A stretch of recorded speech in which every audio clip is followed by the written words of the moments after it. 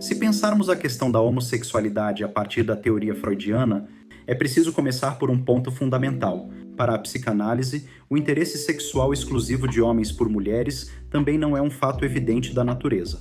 Nos 3 ensaios sobre a teoria da sexualidade, Freud afirma claramente que a pulsão sexual humana não possui um objeto fixo, biologicamente determinado como ocorre no instinto animal. O objeto da pulsão é variável, contingente, dependente da história do sujeito e de suas identificações. Essa afirmação desloca completamente o debate do plano moral para o plano metapsicológico.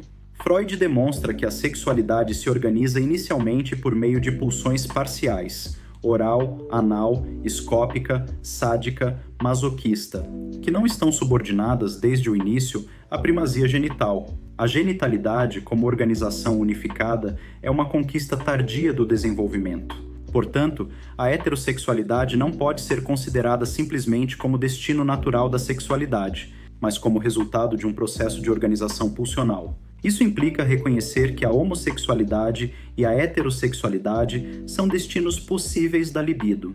Em Sobre a Psicogênese de um Caso de Homossexualidade Feminina, Freud afirma que não compete à psicanálise solucionar o problema da homossexualidade. Sua tarefa é revelar os mecanismos psíquicos que participaram da determinação da escolha de objeto e remontar esses mecanismos às disposições pulsionais. Essa posição é coerente com toda a construção metapsicológica anterior.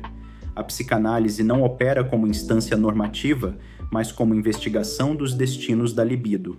A base dessa argumentação encontra-se na concepção da bissexualidade constitucional. Freud sustenta que todo sujeito humano possui disposições libidinais dirigidas a ambos os sexos, ainda que uma delas se torne predominante. A escolha de objeto se articula às resoluções do complexo de Édipo, às identificações com as figuras parentais e às vicissitudes da castração.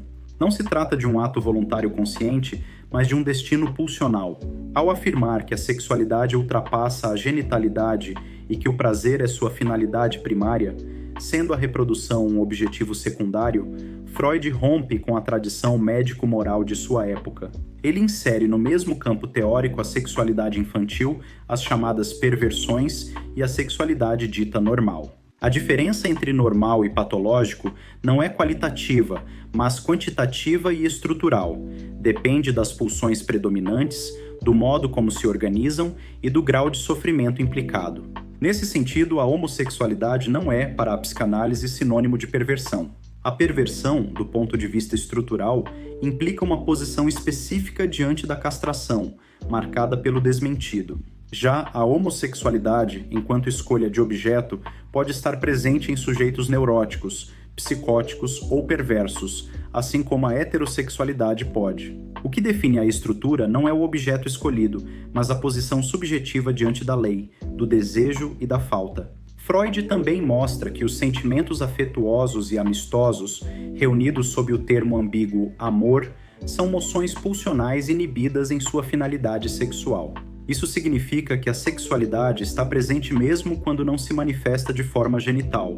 A economia libidinal é complexa e atravessa todas as relações humanas. Assim, ao postular que cada sujeito conserva vestígios de investimentos homossexuais, Freud desfaz a ideia de uma sexualidade rigidamente binária e fixa.